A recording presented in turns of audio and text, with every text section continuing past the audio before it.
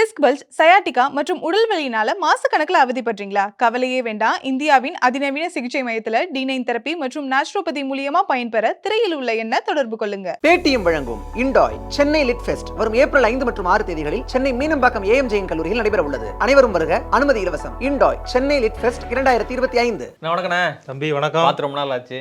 ஆமாப்பா. தம்பி வந்து போயிட்டாப்லையா? திருவூரல் தம்பி. ஆமா, அவரு வந்துட்டு போயிட்டாரு. அவரை பத்தி ஏன் நீ பேசிக்கிட்டு இருக்க?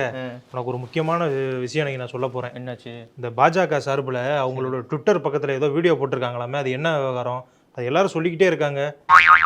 என்ன விவகாரம் தெரியாத உனக்கு? என்ன விவகாரம் தெரியும்? தமிழ்நாடு சட்டமன்றத்துல தீர்மானம் நிறைவேற்றுறீங்க, என்ன விவகாரம் தெரியாதுன்றீங்க. அந்த விவகாரம் தெரியும். இவங்க எதுக்கு இந்த வீடியோ வெளியிடுறாங்க? எதன காரணம் என்ன? என்ன காரணம் அப்படின்னா, வக்ஃபு அந்த போர்டால எந்த பிரச்சனையுமே இல்ல அப்படின்னு வந்து நீங்க சொல்றீங்க. அதாவது நீங்க ஆமா தீர்மானம் எல்லாம் போடுறீங்க, நிறைவேற்றுறீங்க.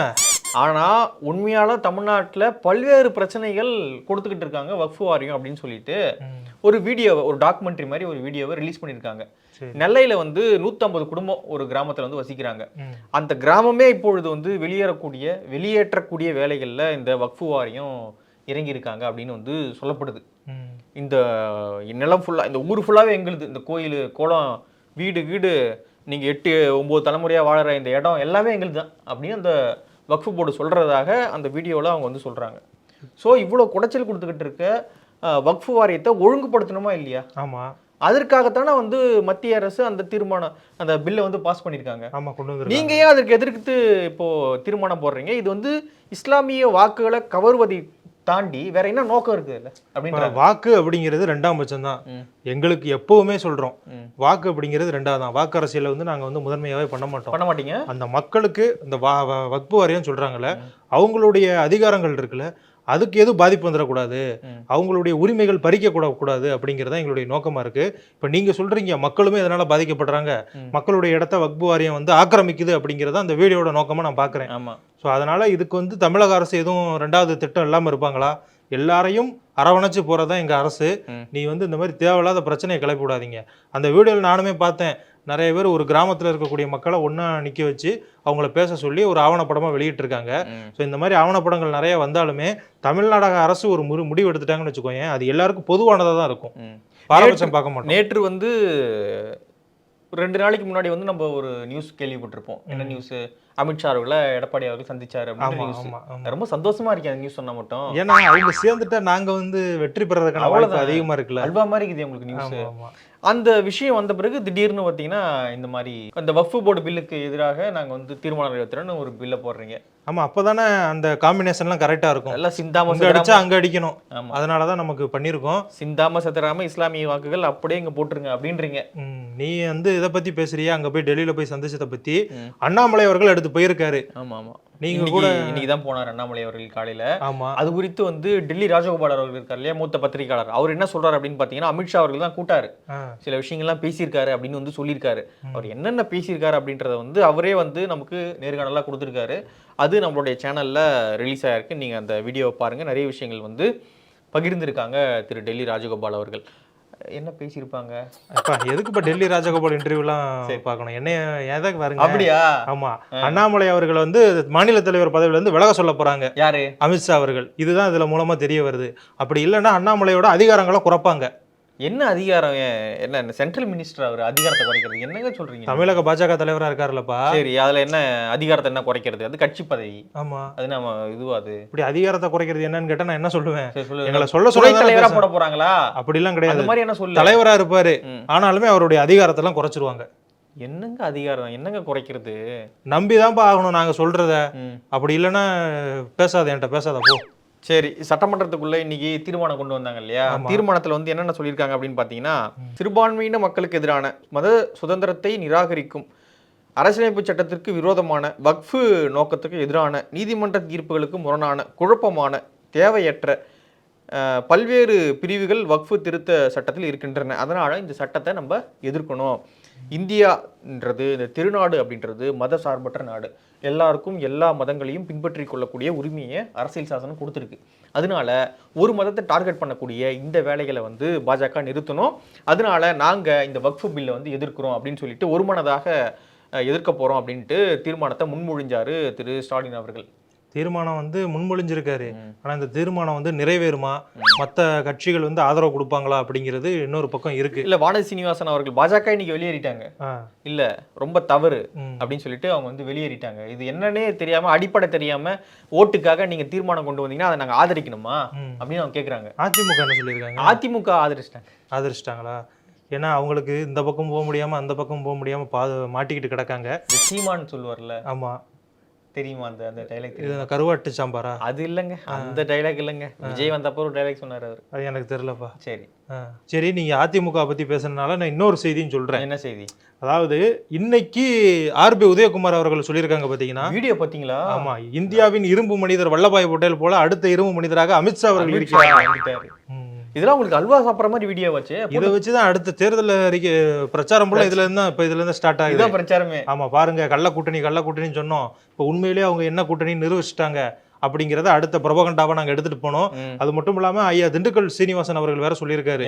அதாவது பாமக காரங்களை பார்த்து நம்மளால ஒரே கூட்டணிங்க அப்படிங்கிற மாதிரி பேசியிருக்காரு போல. அந்த ஆதாரமும் நமக்கு தெரிய வந்திருக்கு.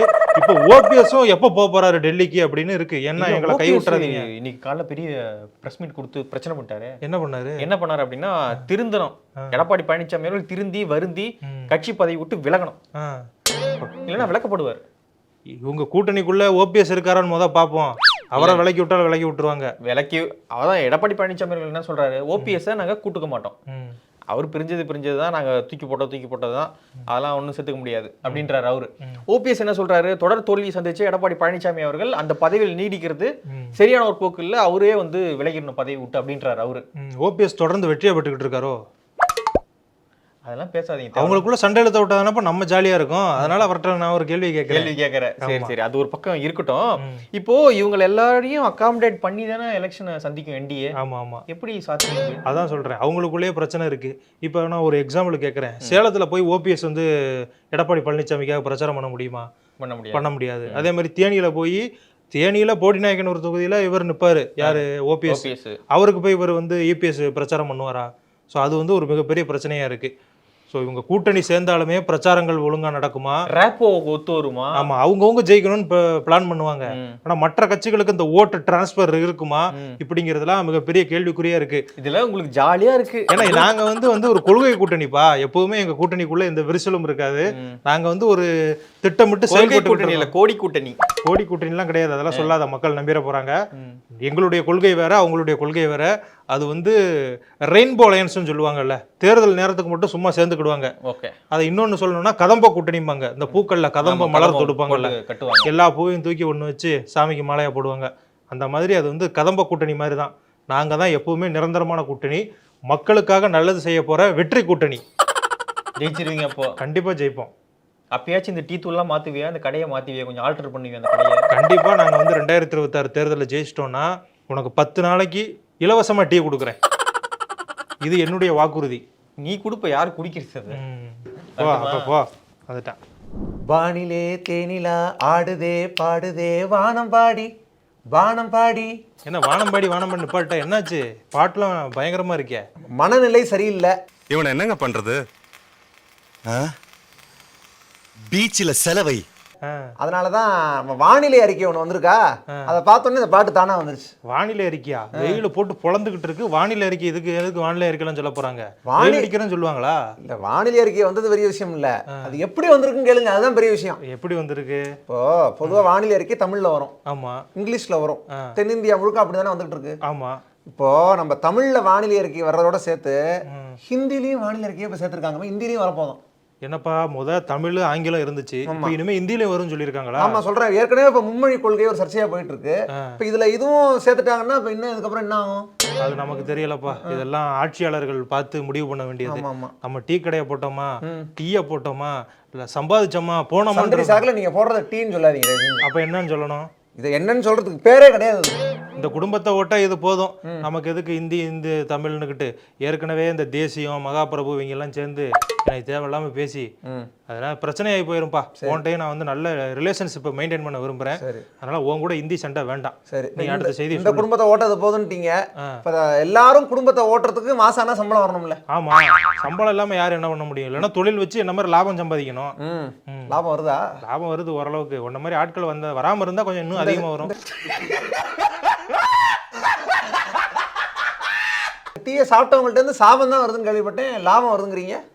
லாபமோ சாபமோ ஏதோ ஒண்ணு வருதுல்ல, சரி, வர்ற வரைக்கும் லாபம் தான். இப்போ ஒரு ஆய்வுல என்ன சொல்லியிருக்காங்க, இந்தியால இந்தந்த நகரங்கள்ல இவ்வளவு சம்பளம் வாங்கினா போதும் ஒரு மிடில் கிளாஸ் குடும்பத்தை நடத்திடலாம் அப்படின்னு ஒரு ஆய்வுல சொல்லியிருக்காங்க. இதுல அதிகபட்சமா பெங்களூர்ல ஒரு 4 பேர் இருக்கிற ஒரு நடுத்தர குடும்பத்தை நடத்தணும்னா மாசம் 35,000 சம்பளம் வேணும். ஓகே, 35,000 சம்பளம் இருந்தா பெங்களூர்ல சரி ஒரு குடும்பத்தை நடத்திடலாம். ஒன்ன மாதிரி ஆட்கள் அங்க குடும்பத்தை நடத்தலாம். அப்படி வச்சுக்கோங்க. 2வது இடத்துல எது இருக்குன்னா மும்பை. ஆமா, 33,000 இருந்தா குடும்பத்தை நடத்திடலாம். சரி, டெல்லியிலுமே கிட்டத்தட்ட 33,000 இருந்தா நடத்திடலாம்ட்டாங்க. ஓகே.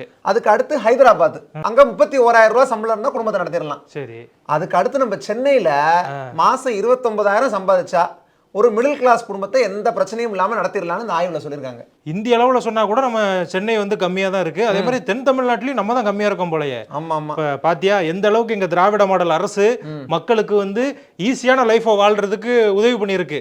அதனாலதான் இந்த மாதிரி எல்லாம் இருக்கு. இதுல தெரிஞ்சுக்கோ அதை பத்தி. எங்களுடைய அரசு எத்தனை குறை சொல்றீங்களே, குத்தம் சொல்றீங்களே, தமிழ்நாடு எல்லா விதத்திலையும் முன்னேறி போறதுக்கு இது ஒரு காரணம் தானப்பா. டீ கடையில சொல்ற வடையை விட இந்த வடை ரொம்ப நல்லா இருக்கு. என் வாயால சொல்ற வடை பெருசா இருக்குங்கிறியா? அதை வெளிப்படையா சொல்லு. ஏன் வாய்க்குள்ளேயே முணங்குற? பயமா இருக்கா எங்க அரசை பார்த்து? பயம் இல்ல, டீ எடுத்து சூடா மேல ஊத்திருக்கணும் பயம் வேறணும். சரிப்பா, நீ அடுத்த செய்தியை சொல்லு. அப்ப நம்ம திருவாரூர் அங்க நடந்திருக்கிற ஒரு சம்பவம் வந்து நம்ம எல்லாருக்கும் ஒரு நெகிழ்ச்சியை ஏற்படுத்தியிருக்குன்னு தான் சொல்லணும். நெகிழ்ச்சியா மகிழ்ச்சியா? நெகிழ்ச்சி. ஏன்னா இது நெகிழ்ச்சியை தரக்கூடிய ஒரு செய்தி தான். சரி, அங்க இருக்கக்கூடிய குன்னலூர் அரசு ஊராட்சி பள்ளி அது வந்து ஆரம்பிச்சு ஒரு 100 வருஷம் ஆயிடுச்சு. இதை வந்து கொண்டாடுற விதமா அந்த ஊர்ல இருக்கிற மக்கள் எல்லாரும் என்ன பண்ணிருக்காங்க, அந்த அரசு பள்ளிக்காக மேசை, நாற்காலி, அது மாதிரி அந்த ஸ்கூலுக்கு தேவையான அத்தியாவசிய பொருட்கள் இது எல்லாத்தையும் 1 கிலோமீட்டர் நடந்தே வந்து கல்வி சீரா வந்து கொடுத்துருக்காங்க. ஒரு கல்யாண சீர் வந்து நம்ம எவ்வளவோ இடங்கள்ல கொடுத்து கேள்விப்பட்டிருப்போம், கல்வி சீர் கூட நம்ம அப்பப்ப கேள்விப்பட்டிருக்கோம். ஆனா இந்த பள்ளி வந்து 100 வருஷம் ஆயிருக்கு ஆரம்பிச்சு. இப்படி ஒரு விஷயத்தை அவங்க பண்ணிருக்கிறது வந்து நமக்கு பார்க்கும்போது ரொம்ப மகிழ்ச்சியா இருக்கு, நெகிழ்ச்சியா இருக்கு. ஆமாப்பா, நானுமே இந்த டீ கடை தொடங்கி 100 நாள் ஆச்சுல. 100 நாள் ஆனப்ப இந்த ஏரியா மக்கள்லாம் வந்து எனக்கு வந்து ஆஹா உங்க டீ கடை வந்ததுக்கு அப்புறம் தான் இந்த ஏரியாவே ஜகஜோதியா இருக்கு. அதுக்கு வந்து ஆனா எல்லாரும் ஊர்வலமா வரும்போது தொடப்ப கட்ட செருப்பு இதெல்லாம் எடுத்து அப்படியெல்லாம் எடுத்துட்டு வரல. நீ இந்த மாதிரி நப்பா சைடே இருக்கிற. என்னுடைய கடை வந்ததுக்கு அப்புறம் தான் இந்த இடமே கலகலன்னு இருக்குன்னு சொல்றாங்க. மக்கள்கிட்ட கேட்போம். இடம் கலகலன்னு இல்ல, வயிறு தான் பல பேருக்கு கலகலன்னு கலக்குது உங்க டீயை குடிச்சுட்டு. இந்த மாதிரி நொறுநாட்டியமாவே பேசிக்கிட்டு இருக்காத. டென்ஷன் ஆச்சுன்னு வச்சுக்கோ, உன் மூஞ்செல்லாம் கலகலன்னு ஆக்கி விட்டுருவேன். வேற செய்தி ஏதாவது வச்சிருக்கியா? சொல்லிட்டு கிளம்ப வேண்டிய நேரத்தில் கிளம்பிடணும். தேவையெல்லாம் பேசக்கூடாது. கோவப்படாதீங்க. இப்போ நான் போட்டிருக்க சட்டை பாருங்க, கருப்பு சட்டை. ஆமா, பொதுவாகவே என்ன வந்து எல்லாரும் நெகட்டிவான ஆளு அப்படின்னு சொல்லி சொல்றாங்க. அதுதானே உண்மை. எப்போ பார்த்தாலும் ஏதாவது ஐயோ அது போச்சே இது போச்சே என் வாழ்க்கை போச்சேன்னு புலம்பிக்கிட்டே தானே இருக்க. அதுக்காக சரி விட்டுருங்க. நீங்க என்னை பத்தி குறை சொன்னா உங்களுக்கு அவ்வளவு பிடிக்கும். ரொம்ப சந்தோஷமா இருக்கு அடுத்தவங்களை பத்தி குறை சொன்னா. இந்த கருப்பு அப்படிங்கிறதுக்கே வந்து ஒரு நெகட்டிவ் எனர்ஜி அப்படிங்கிறது தான் பொதுவா எல்லாரும் புரிஞ்சிருக்கிறது. ஆமா, ஆனா இப்ப பிரேசில்ல இந்த கருப்பு கலர் பூனையை மையமா வச்சு ஒரு படம் வந்திருக்கு. அந்த படத்துக்கு பேரு ஃப்ளோ. ஆமா, ஒரு ஃப்ளோவா போங்க அப்படிமாங்க. நான் இப்ப ஃப்ளோவா பேசுறேன்ல, ஆமா, கீழே குனியாம பேசுறேன்ல, ஆமா ஆமா, அதுக்கு பேர் தானே ஃப்ளோ. இதே பேர்ல தான் அந்த படமும் வந்திருக்கு. சரி, அதுக்கு முன்னாடி வரைக்கும் பிரேசில்ல எப்படி இருந்திருக்காங்கன்னா, கருப்பு கலர்ல ஒரு பூனை இருந்தாலே அது வந்து துரதிர்ஷ்டம், இது வந்து அன்லக்கி அப்படிங்கிற ஒரு நம்பிக்கை, ஒரு மூட நம்பிக்கை இருந்திருக்கு. சரி, ஆனா இந்த ஃப்ளோங்கிற படம் வந்ததுக்கு அப்புறம் எல்லாருக்குமே ஒரு நம்பிக்கை ஏற்பட்டுருச்சு. கருப்பு கலர் பூனைனா வந்து அதிர்ஷ்டம் இல்லாததான் கிடையாது, நம்ம அந்த பூனையை வளர்க்கலாம் அப்படிங்கிற ஒரு நம்பிக்கையை அந்த படம் கொடுத்துருக்கு. கருப்பு கலர் பூனையை எல்லாரும் அதிகமா தத்தெடுக்க ஆரம்பிச்சிட்டாங்க அந்த படம் வந்ததுக்கு அப்புறம். பாரு, ஒரு படம், திரைப்படம் மூட நம்பிக்கைக்கு முற்றுப்புள்ளி வச்சிருக்கு. இப்ப பாருங்க, என்னோட நகைச்சுவையெல்லாம் பார்த்ததுக்கு அப்புறம் கூட மக்கள் என்ன பண்ணுவாங்க, இதே மாதிரி ஹியூமர் சென்ஸ் இருக்கிற பிள்ளையை நம்ம தத்தெடுக்கணும் அப்படின்னு தேடி அலைய மாட்டாங்க. ஆமா, உன்னை தட்டு எடுக்க தான் எல்லாரும் வரிசையில் நிக்கிறாங்க.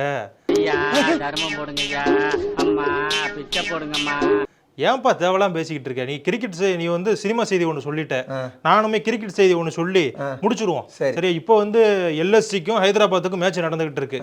இந்த ஐபிஎல்ல பார்த்த அப்படின்னா வருஷம் வந்து அடிக்கிற ரன்களோட எண்ணிக்கை அதிகமாகிக்கிட்டே இருக்கு. இப்போ இந்த மேட்ச் நடந்துகிட்டு இருக்குல்ல, இந்த மேட்ச்ல யார் ஜெயிப்பா அப்படிங்கறத நீங்க கமெண்ட்ல சொல்லுங்க. என்னோட பார்வை என்னன்னா எல்எஸ்ஜி ஜெயிப்பாங்கன்னு சொல்றேன். எல்லாருமே ஹைதராபாத் தான் நினைப்பாங்க. நான் எல்எஸ்ஜி ஜெயிப்பாங்க, லக்னோ சூப்பர் ஜெயின்ஸ் சொல்றேன். நீ யார சொல்ற? எனக்கு வந்து எல்லாருமே ஜெயிச்சாலே போதுங்க. எனக்கு வந்து யாரும் வந்து சண்டை போடணுங்கிற ஆசை கிடையாது. 2 பேருமே ஜெயிக்கணும், 2 பேரும் நல்லா இருக்கட்டும். எப்பா கிரிக்கெட்ல யாராவது ஒரு ஆள் தான் ஜெயிக்க முடியும். 2 டீம் வந்து ஜெயிக்கிறதுக்காக தான் விளையாடுறாங்க. வாழ்க்கையில எல்லாரும் ஜெயிக்கணும் தான் நினைப்பாங்க. மனிதர்களா ஜெயிக்கலாம், ஆனா 2 டீம் நடக்க அதுல ஒரு ஆள் தான் ஜெயிக்கணும். நானே கிரிக்கெட்டை பத்தி ஒன்றும் தெரியலங்கிறத இப்படி சொல்லி சமாளிக்கிறேன். அது புரியாம மேலும் மேலும் ஏன் வாயை போட்டு கிளறீங்க? போய் போண்டா சொல்றதுக்கு சட்டியை கிளறுங்க போங்க. சரி, நான் கிளறேன், நீ வந்து கிளம்பு. கிளம்புங்க. பேசு தமிழா பேசுவினுடைய மக்கள் ஃபவுண்டேஷன் மூலமா நம்ம ஒரு மிகப்பெரிய ஒரு பசு சரணாலயம் அமைப்பதற்கான முயற்சியில் ஈடுபட்டிருக்கோம். இந்த பசுக்கள் சரணாலயத்திற்கு என்னுடைய கான்ட்ரிபியூஷனா நான் ஏதாவது கொடுக்கணுங்கிற எண்ண ஓட்டத்தின் அடிப்படையில் கிட்டத்தட்ட 10 ஆண்டுகளுக்கு மேல நான் கலெக்ட் பண்ண கலை பொருட்கள் அனைத்தையும் விற்று அதன் மூலமாக திரட்டப்படக்கூடிய தொகை என்னவோ அதை இந்த மக்கள் ஃபவுண்டேஷனுக்கு, இந்த பசு சரணாலயம் திட்டத்திற்கு என்னுடைய கான்ட்ரிபியூஷனாக கொடுக்க போறேன். இந்த பொருட்கள் அனைத்துமே நம்முடைய பேசு தமிழா பேச அலுவலகத்தில் விற்பனைக்கு இருக்குது. கீழே இருக்கக்கூடிய இந்த கான்டாக்ட் நம்பருக்கு நீங்க கால் பண்ணி இது பற்றின மேலதிக விவரங்களை நீங்க தெரிஞ்சுக்கலாம். அது மட்டும் இல்லாம மக்கள் ஃபவுண்டேஷனுடைய அக்கௌண்ட் நம்பரை இந்த வீடியோடைய டிஸ்கிரிப்ஷன்ல கொடுத்துருக்கோம். நீங்க நேரடியா அந்த அக்கௌண்ட் நம்பர் மூலமாகவும் உங்களுடைய கான்ட்ரிபியூஷன்ஸை கொடுக்கலாம். பேசு தமிழா பேசு ஒரு சேனல் கிடையாது, அது ஒரு இயக்கம்னு நான் உறுதியா நம்புறேன். உங்களுடைய குரலை தான் நாங்கள் ஒவ்வொரு வீடியோலையும் பேசுறோம், உங்களுடைய மனசாட்சியை தான் நாங்கள் பிரதிபலிக்கிறோங்கிற ஒரு எண்ணம் எங்களுக்கு இருக்குது. அதே எண்ணம் உங்களுக்கு இருந்ததுன்னா தொடர்ந்து பேசு தமிழா பேசுவனுடைய முயற்சிகளுக்கு நீங்க கொடுக்கக்கூடிய ஆதரவை இந்த பசுக்கள் சரணாலயம் திட்டத்திற்கும் கொடுக்கணும்னு சொல்லி ரொம்ப தாழ்மையோடு கேட்டுக்கிறேன். உங்களுடைய அன்பாலையும் ஆதரவாலையும் தான் பேசு தமிழா பேசி இயங்கிட்டு இருக்கு. அதற்கு என்றென்றைக்கும் நன்றி. ஃபார்மட் நியூமராலஜி அப்படின்ற ஒரு விஷயத்தை வந்து நம்மளுடைய மக்களுக்கு கொண்டு வந்த ஒரு தந்தையா விளங்கக்கூடியவங்க நீங்க சார். அந்த ஃபார்மட் நியூமராலஜியில உலக மக்களே வியந்து பார்க்கக்கூடிய அளவுக்கு ஒரு ரகசிய பொக்கிஷம் நான் வச்சிருக்கேன் அப்படின்னா எந்த விஷயத்தை எங்களுக்காக நீங்க சொல்லுவீங்க சார் பொக்கிஷமா? ஒரு ஃபேமிலி இருக்கு, அந்த ஃபேமிலிக்குள்ள இந்த நம்பர் கட்டாயம் இருந்தே ஆகணும். அந்த நம்பர் இல்லாம அந்த ஃபேமிலியில யாருக்குன்னே ஒருவருக்கு அந்த கட்டாயம் இருக்கும். இந்த மாதிரி ஆன்மீகம் மற்றும் ஜோதிடம் சார்ந்த இன்னும் பல வீடியோக்கள் பார்க்கணுமா? மறக்காம திருவருள் டிவிக்கு சப்ஸ்கிரைப் பண்ணுங்க. திருவருள் டிவியுடைய சேனல் லிங்க் இந்த வீடியோடைய டிஸ்கிரிப்ஷன்ல இருக்கு.